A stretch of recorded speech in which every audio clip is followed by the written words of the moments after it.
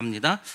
오늘 본문을 통해서 종교개혁주일 말씀입니다. 무엇을 개혁하여야 하는가 제목으로 함께 은혜 받는 시간 갖도록 하겠습니다. 오늘이 종교개혁 주일입니다.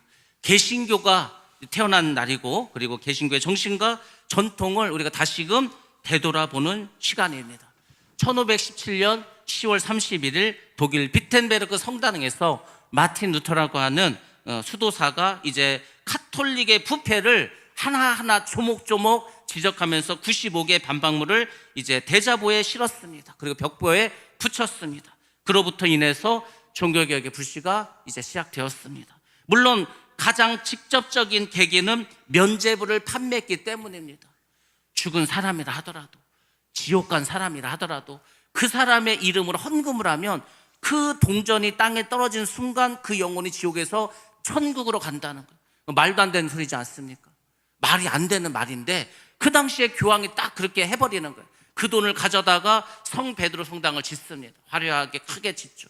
그러니까 모든 사람들이 아마 이상하다, 정말 성경에 그런 말이 있을까? 근데 그 당시에는 일반 성도들은 성경을 읽을 수가 없었습니다.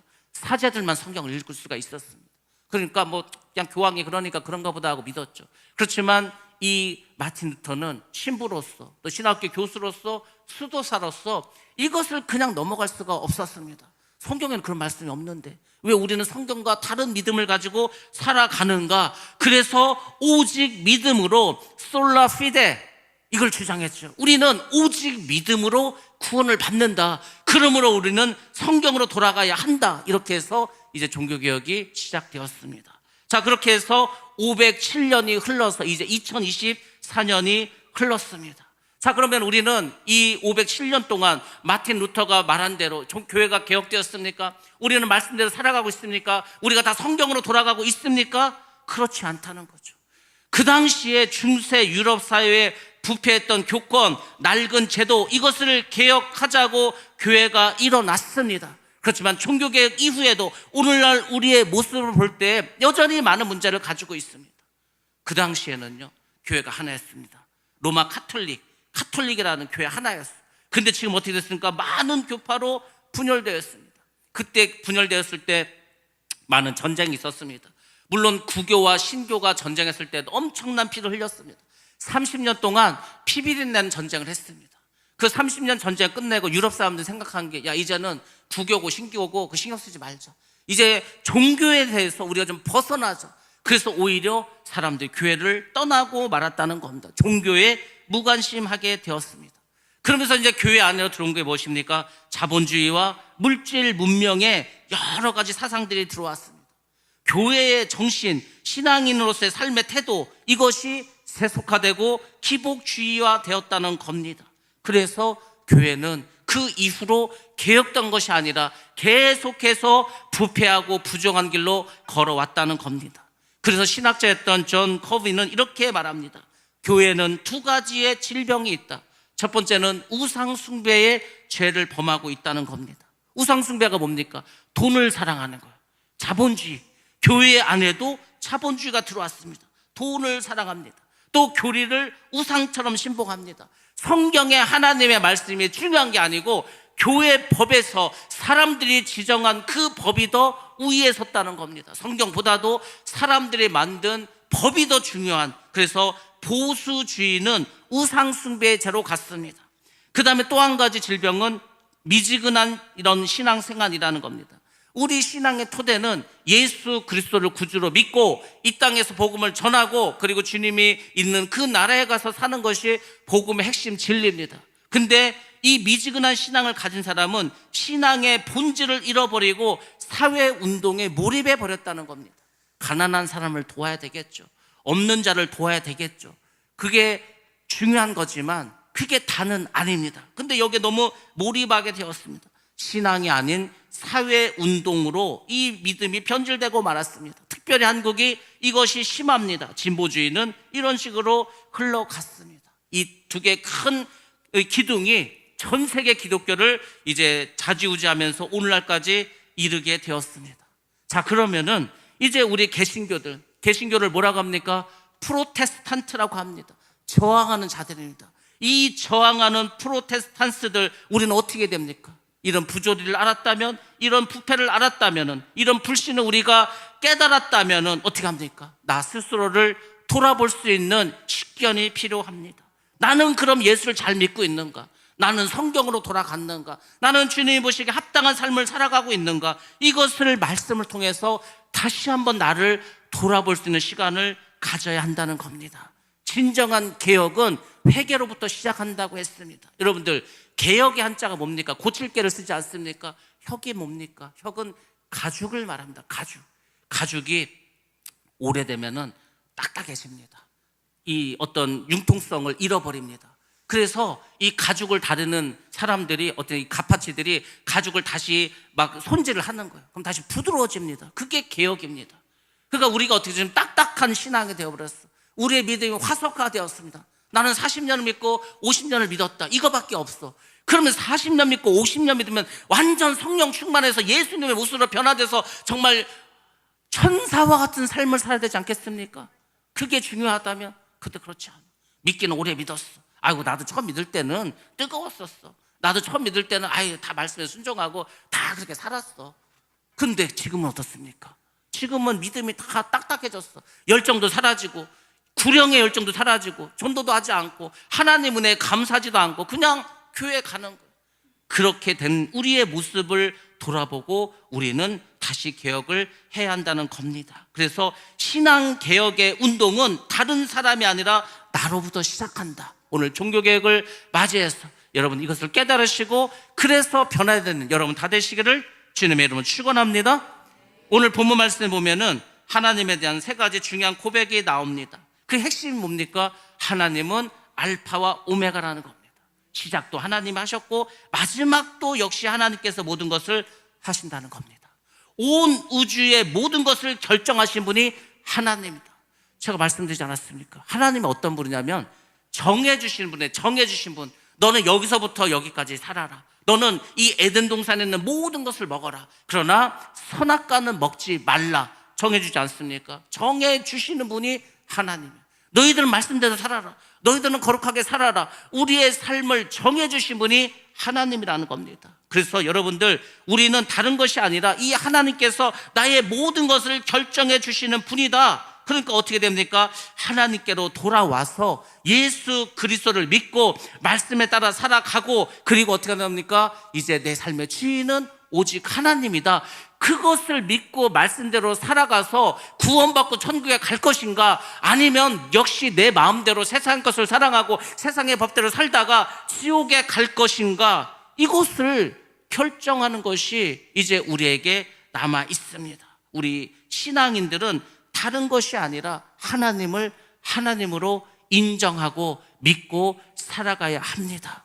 그것이 우리가 반드시 행해야 될 일이라는 겁니다. 그러므로 우리는 다시금 신앙의 개혁을 해야 합니다. 자, 그럼 여러분들은 무엇을 개혁하실 겁니까? 오늘 말씀 세 가지로 말씀해 주고 있습니다. 첫 번째로는 하나님의 주권을 인정하는 신앙 고백을 회복해야 된다는 겁니다. 하나님은 모든 것을 창조하셨습니다. 그 모든 것을 지속하시고 운영하시고 운행하시는 분도 역시 하나님이라는 겁니다. 그래서 모든 생명체는 마지막 때 하나님께로 다 돌아옵니다. 그래서 심판을 받는 거죠. 다 심판을 받습니다. 천국 갈 사람, 지옥 갈 사람, 그 심판대 앞에서 모든 사람들이 다 하나님께 심판을 받을 수밖에 없습니다. 그분은 온 우주의 주인이시고 우리 모든 인생의 주인이시고 그분이 우리의 삶의 주인이 되십니다. 이것을 인정하는 것, 그것이 바로 믿음이라는 겁니다. 믿지 않는 사람이 삶의 주인, 내 삶의 주인은 하나님이다, 이렇게 말하는 사람이 세상에 어디 있습니까? 믿는 사람만이 하나님이 내 삶의 주인이라고 고백할 수 있습니다. 그러므로 여러분의 삶의 주인의 자리에 하나님을 올려드려야 합니다. 여전히 뭘 결정할 때 내가 막 결정을 해. 아니면 뭔가 조금 힘이 있다든지 권위가 있는 사람에게 가서 그 사람에게 내가 뭔가 결정을 내려. 그건 하나님의 주인이 아니죠. 우리 삶의 모든 것의 결정권은 하나님에게 있습니다. 여러분들이 반드시 그것을 기억하시기 바랍니다. 하나님이 주인이지. 그것을 고백하는 것이 예수를 믿고 그 사람이 성도이지 않겠습니까? 근데 만약에 어떤 사람이 그 하나님의 자리에 다른 것을 올려놓았다. 여러분들, 여러분의 삶에 그 주인의 자리에 돈이 올려갔다. 돈은 우리의 주인 될 수 없습니다. 권력을 올려놨다. 권력도 우리의 주인 될 수 없습니다. 나 자신을 올려놨다. 나 자신도 내 인생의 주인이 될 수가 없다는 것을 반드시 기억하시기 바랍니다. 누군가가 하나님의 자리에 올라가서 주인 행사를 하고 있다. 그래서 하나님께서 받으실 영광을 가로채고 있다. 그것은요, 잘못된 거지 않습니까? 그 잘못된 것을 고치는 것이 바로 종교개혁이라는 겁니다. 루터가 종교개혁을 할 당시 로마 교회는, 이 로마 카톨릭은 누가 하나님의 주권을 대신하고 있었습니까? 바로 교황이 그 일을 하고 있었습니다. 하나님께서 받으셔야 될 영광을 교황이 다 가로채고 있었습니다. 교황이 뭐라고 하는지 아십니까? 나는 하나님의 대리자라는 거, 대리자. 하나님을 대신하는 사람이라는 거. 그러니까 하나님께서 받으실 모든 결정권과 영광을 다 교황이 가르쳤습니다. 교황 무호설까지 나왔습니다. 교황 무호설이 뭡니까? 교황은 어떤 것을 해도 오류가 없다는 거예요. 우리가 성경 무호설은 들어봤죠. 성경은 오류가 없다. 근데 교황 무호설을 주장하면서 교황이 하는 모든 말은 하나님의 말씀처럼 믿고 살았다는 거예요. 성경에 그런 것이 있습니까? 전혀 성경과 상관없이 그렇게 하나님을 믿었다는 겁니다. 이런 상황 속에서 루터는 개혁의 횃불을 들었습니다. 개혁의 횃불을 들은 건 좋은데 그것은 목숨을 담보로 해야 됩니다. 오늘 우리가 불렀던 585장이 뭡니까? 루터가 도망 다니다가 만든 찬송시지 않습니까? 목숨을 내놓지 않고서는요, 개혁을 할 수가 없습니다. 그러니까 사람들이 잠잠한 거예요. 고치자고 말도 못합니다. 왜? 내가 피해를 봐야 돼. 내가 손해를 봐야 돼. 내가 힘들어져. 우리의 신앙생활, 나의 삶을 바꾸는 것도 왜 어렵습니까?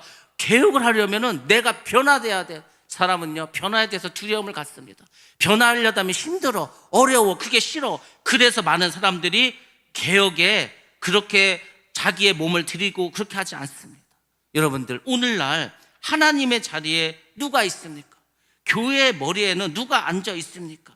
하나님께서 제자리에 계시도록 우리는 그분만을 위해서 예배드리고 그분에게만 영광을 돌려야 할 줄로 믿습니다. 그 누구도 아닌 하나님, 예수 그리스도, 성령 하나님, 이분이 우리 교회와 우리 가정과 우리 심령 가운데서 진정한 주인이 되시기를 주님의 이름으로 축원합니다. 두 번째로는 초대교회의 야성을 우리는 회복해야 합니다. 기독교는 그리스에 가서 철학이 되었습니다. 로마에 가서는 제도가 되었습니다. 유럽으로 퍼져서 기독교는 문화가 되었습니다. 그 기독교가 미국에 가서 기업이 되었고 한국에 와서는 대기업이 되었습니다. 전 세계 100대 기업 중에서 우리나라가 3개가 포함되어 있습니다. 삼성, 현대, SK. 3개밖에 없어요. 100개 중에 3개. 근데 여러분들, 세계 10대 교회 중에서 5개가 서울에 있습니다. 세계 50대 교회 중에서 23개, 절반이 한국에 있습니다. 완전히 대기업화되지 않았습니까? 교파별로도 마찬가지입니다. 한국은 정말로 교파별로 최대 교회가 다 한국에 있습니다. 세계 최고의 감리교회, 감리교회 중에서 교인이 가장 많은 교회, 영국이 아닙니다. 1위는 금남교회입니다. 2위도 한국에 있습니다. 광림교회입니다. 세계에서 가장 큰 침례교회, 미국에 있는 게 아닙니다. 1위가 한국에 있는 성락교회고 두 번째가 연세중앙교회입니다.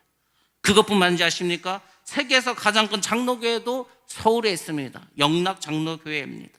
하나님의 성회는 어떻습니까? 이거는 세계 넘버원입니다. 여의도 순교원교회 80만을 자랑합니다. 그리고 2위도 마찬가지입니다. 은혜와 진리교회 40만이 넘습니다. 엄청나게, 이거는 정말 전 세계 어느 나라도 상상도 할 수 없는 대기업과 같은 그런 교회들이 한국에 다 있습니다. 그래서 한국이 변화되었습니까? 이 교회가 한국의 모든 문화를 변화시켰습니까? 아닙니다. 교회는 최정상에 섰을 때와 비교해서 지금 절반으로 떨어지고 말았습니다. 여러분들, 로마가 313년 콘스탄티누스 때 밀라노 칙령을 통해서 기독교를 공인했습니다. 이제는 예수를 믿어도 된다는 거예요. 그 전에 예수 믿으면 핍박당했습니다. 감옥 갔습니다. 죽임을 당했습니다. 근데 이제부터는 예수를 믿어도 된다는 겁니다. 왜 그러면 콘스탄티누스 황제는 기독교를 공인해 줬습니까? 정치적으로 통합하기 위해서입니다. 종교의 갈등을 완화시키기 위해서입니다. 황제의 권위를 강화시키기 위해서입니다. 전혀 하나님과 상관없는 이유로 기독교를 공인해 줬습니다. 그러다가 또 시간이 흘렀습니다. 테오도시우스 황제 때는 이제 기독교를 국교로 삼았습니다. 이제는 예수만 믿으라는 거예요. 그전에는 예수 믿으면 죽였는데 이제는 국교가 되면서 교회가 유일한 종교가 되는 거예요. 그러니까 다른 교회를 교회가 핍박하기 시작했습니다. 국교가 됐다는 게 뭔지 아십니까? 첫 번째는 주일 예배는 무조건 다 참석하라는 거예요. 모든 국민들, 황제로 비롯해서 노비에까지 모든 국민들은 주일날 전부 다 교회 가서 예배 드리라는 거예요. 얼마나 꿈같은 얘기입니까? 얼마나 대단한 일입니까? 두 번째, 국가가 교회 예배당을 지어줍니다.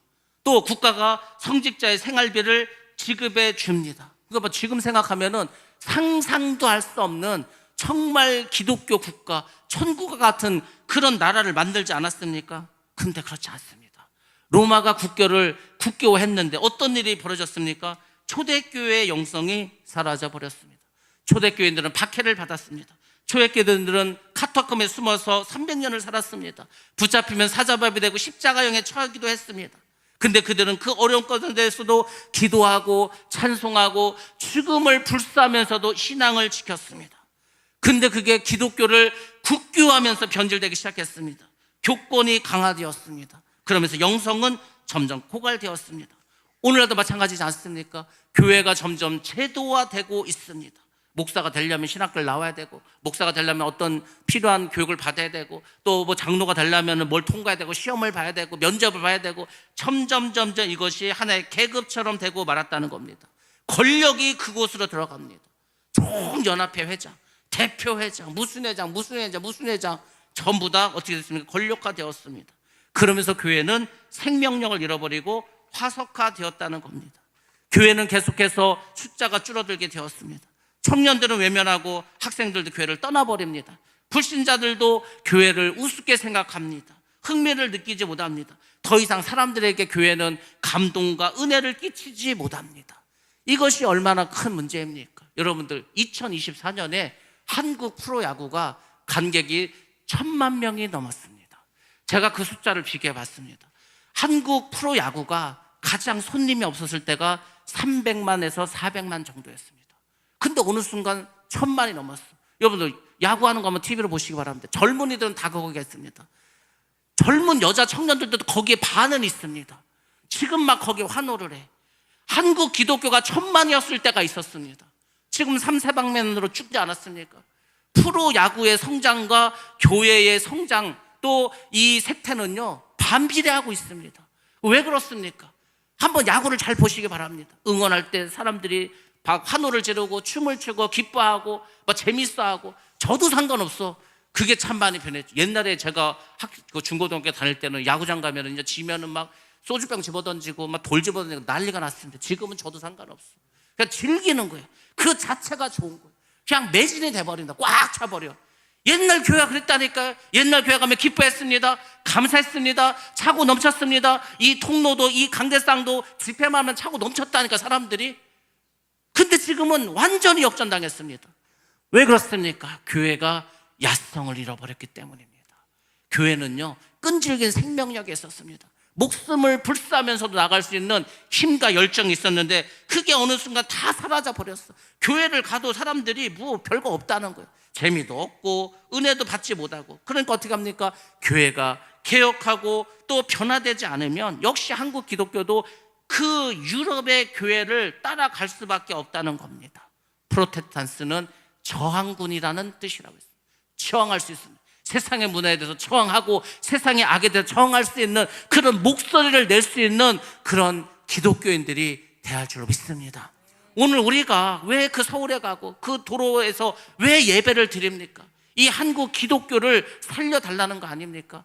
그러면서도 우리가 다 회개하자는 거지 않습니까? 그래서 여러분들이 오늘 참석하셔서 정말 한국 기독교를 생각하시면서, 한국 기독교에 여기서 밀리면은요 우리 자녀들의 미래는 없습니다. 우리의 미래도 없어지는 겁니다. 그래서 정말로 우리가 그 뜨거운 믿음을 가지고 기도할 때 하나님께서 역사해 주실 줄로 믿습니다. 그것이 개혁이고 변할 줄로 믿습니다.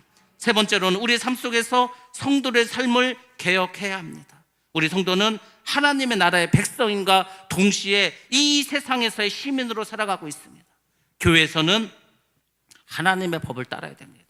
또 이 세상에서는 세상의 법을 따라야 합니다. 물론 우리가 이 두 법이 상충할 때는 반드시 하나님 법을 따를 수 있어야 하는 겁니다. 그것이 성도고 그것이 인생을 지혜롭게 살아가는 겁니다. 근데 그것은 핍박을 각오하셔야 되는 일입니다. 많은 사람들이 법으로 어떤 일이 정해졌어. 근데 그게 우리의 신앙에 악영향을 끼쳐. 그때 우리가 갈등을 느끼겠죠. 피해를 보든지, 우리가 만약에 짐승의표를 받지 않으면 내 재산을 하나 쓸 수 없고 물건을 사지도 못하고 팔지도 못하는 그런 어려운 환경이 온다 하더라도 우리는 주님을 바라보고 끝까지 믿음으로 나아가야 할 줄로 믿습니다. 왠지 아십니까? 우리 예수를 믿는 그리스도인들에게는 부활의 소망이 있기 때문입니다. 우리는 천국을 소유하지 않았습니까? 세상 사람들은 천국을 소유하지 못했습니다. 천국이 무엇입니까? 하나님의 나라지 않습니까? 그 하나님의 나라에 가서 살아가는 우리는 이 세상 그 어떤 것보다도 가장 중요한 것을 가지고 있는 겁니다.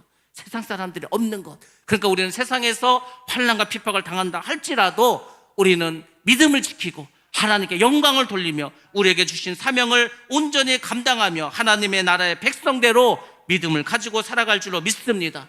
신앙인의 자태를 가지고 믿지 않는 사람들에게 선한 말을 하며 선한 행실을 하면 헌신하고, 그리고 우리 모두가 주 앞에서 회개할 수 있는 마음을 가져가야 할 줄로 믿습니다. 하나님께서 말씀하셨습니다. 내가 거룩하니 너희도 거룩하라. 거룩은 다른 것이 아닙니다. 다르다는 겁니다. 달라. 믿는 사람과 믿지 않는 사람은 달라야 된다는 의미입니다. 우리는 성도로서의 자부심을 가지고 담대히 살아가셔야 합니다. 쭈삣쭈삣하면서 하지 마시기 바랍니다. 하나님의 자녀인데 뭐가 그렇게 힘들고 어려워서 늘 눈물 흘리면서 살아가십니까?